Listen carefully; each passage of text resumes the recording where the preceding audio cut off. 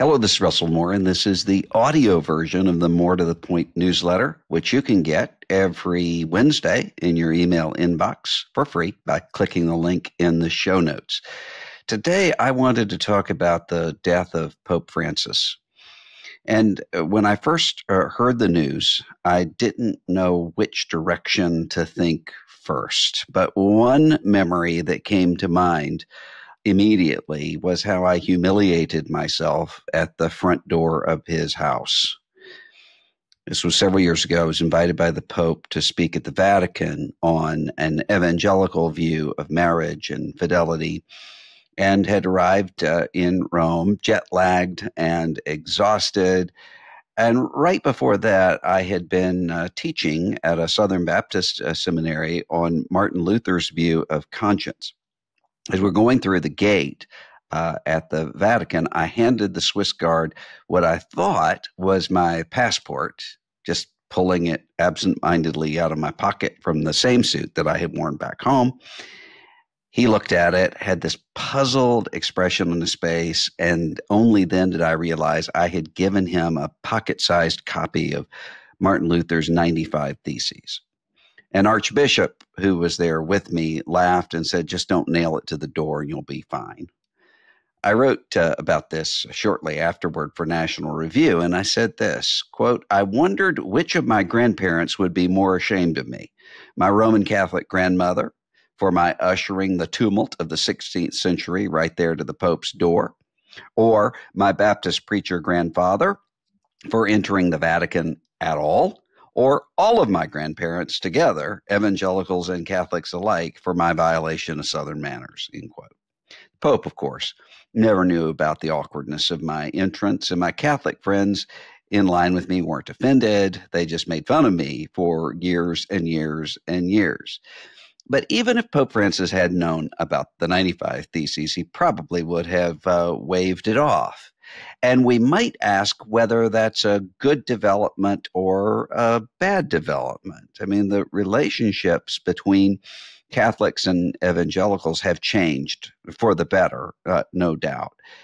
And apart from the writings of the so-called integralists, mostly in ivory towers, the Catholic Church has revised its previously authoritarian views of human rights, religious freedom, and the relationship between church and state, as well as their conclusions about the eternal destiny of separated brethren, Protestants, and so forth. Evangelicals, on the other hand, for the most part, no longer think of the Pope as Antichrist or the Roman Church as the Whore of Babylon of the Book of Revelation. Now, it might be that the better relations are a sign of the ways that a secularized Western culture has affected all of us, to the degree that we no longer feel the existential weight of the arguments that once led to reformations and counter-reformations, inquisitions and uprisings. But these are not minor matters. Book of Romans, Book of Galatians, other New Testament epistles are all about what it means to say that God justifies the ungodly. What could be more important than that? And if the Roman Church is right that Jesus' promise to build the church upon this rock is about an office first occupied by St. Peter, continuing from then until now, then what follower of Jesus could ignore that? Now, probably both factors are at work. Probably both Roman Catholics and evangelical Protestants over the centuries have learned to take their doctrines more seriously, not less. A Roman Catholic who believes that the Eucharist is the real presence of Christ would find that beautiful enough to attest to itself, with no thought of torturing a detractor or withholding the Bible from the laity. An evangelical Protestant might believe justification by faith alone, in the right sense of the word alone, strongly enough to believe that one is justified by faith in Christ, not by one's doctrinal formulation of justification by faith. For Catholics, the legacy of Pope Francis was and is a kind of Rorschach test of where one thought the church should go in the century after Vatican II, after the world-shaping influence of Pope John Paul II. He was, after all, a polarizing figure precisely in the ways that he did not polarize. Pope Francis wanted divorced and remarried Catholics to have access to the Eucharist. He supported gay civil unions and the baptism of transgender people. He expressed his hope that hell was empty and told a child that his atheist father was probably in heaven. He actively opposed the Latin Mass movement and emphasized longstanding Catholic social teaching on the treatment of migrants and refugees and on the protection of the environment.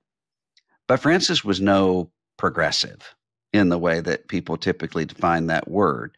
He wanted to expand roles for women in the church, but he opposed women's ordination. Despite the fact that he said, "Who am I to judge about sexuality?" he believed and taught the historic Christian sexual ethic, restricting sexual union to the married and defining marriage as the lifelong union of a man and a woman. He was pro-life on abortion, as well as on the death penalty and euthanasia and surrogacy, speaking out about the evil of seeing human beings as disposable, what he called a throwaway culture.